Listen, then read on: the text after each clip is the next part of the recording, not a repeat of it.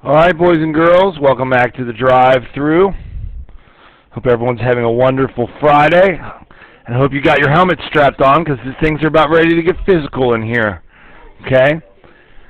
This is number 24 from 10-4, and this is straight up physics. Okay? This is kind of your first ever free body diagram.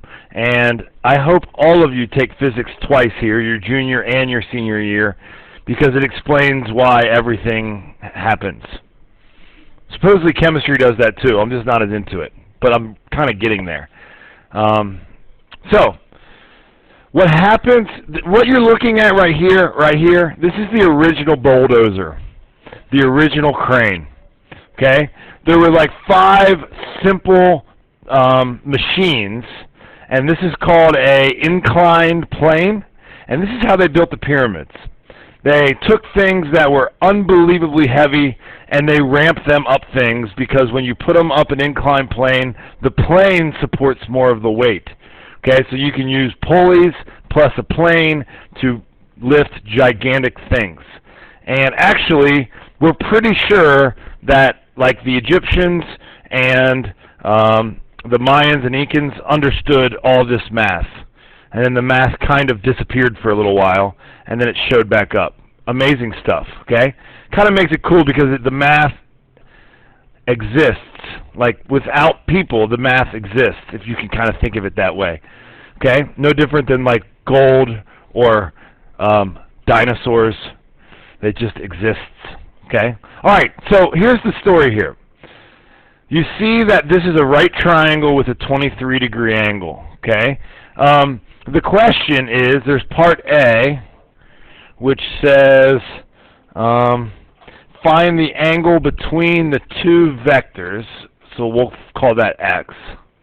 And then there's part B, which says, find f. And f is labeled right here. Okay? F is the side of this triangle, so really, F is this segment. But let me explain to you what's going on. This block has mass, okay? And when you put that mass in a field that has gravity, then it has weight.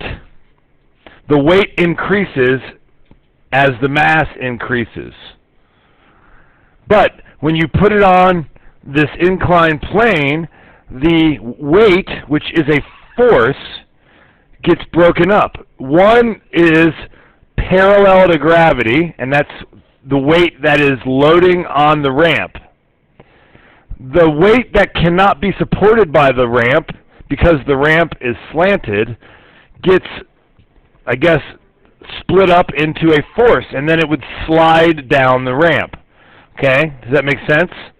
The idea being that this block is not going to fall as fast as it would straight down the ramp. The ramp is going to slow it down. And since the ramp is slowing it down, it's taking away some of its force, it's taking away some of its weight, and that concept is what allows us to drag this thing back up, let's say around some pulleys. Okay? All right. So look, that's your introduction to physics, but stick with it, because if you're into sports or cars or the earth or the world or anything, physics will explain a lot of stuff to you. All right, so hopefully you notice that this is a right triangle as well. And the second thing you should notice is that this black line is completely vertical. That's how gravity works. Well, so is this blue line right here. So how are those 2 lines related? They're parallel. So that makes this angle congruent to this angle. You follow me on that? However, this line is parallel to our inclined plane. So now we've got another parallel line. So that makes this angle the same from corresponding angles. Can you follow that little trail? And so we could find this angle. What would this be? It would be 67 degrees, and therefore our x is 67 degrees. It's that easy. It's not simple. You got to be able to have someone explain that to you. But that's what X is. Okay, so now let me draw my black triangle in the same form as this one. So we've got my 23-degree angle and my 67-degree angle. Okay, so that makes this 23.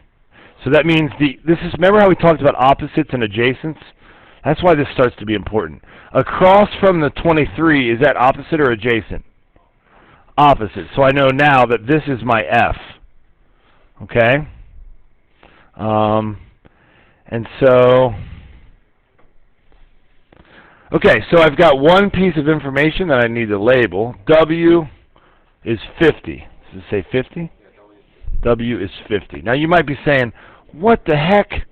W is not 50. Like, how could this be 4 if this is 50? You're interpreting wrong. Here's what's cool about proportions. 4 is to 10. What's the units on those? Meters. Guess what those units do to each other? They cancel each other.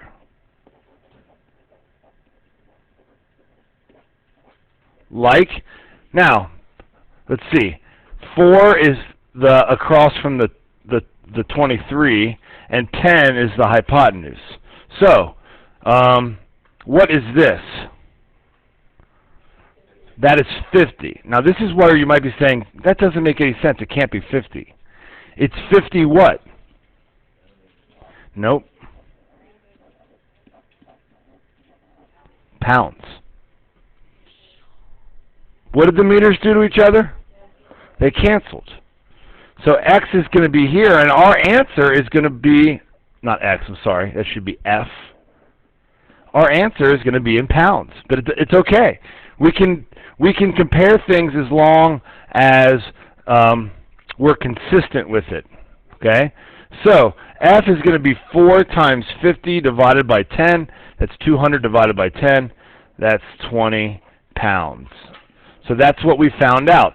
50 pounds of this force is going straight down. 20 of those pounds are going to be sliding down the ramp.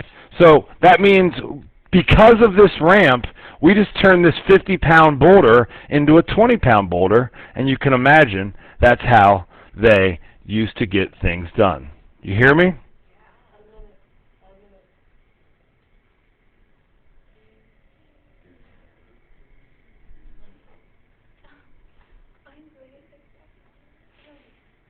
I hate to steal it. Boom!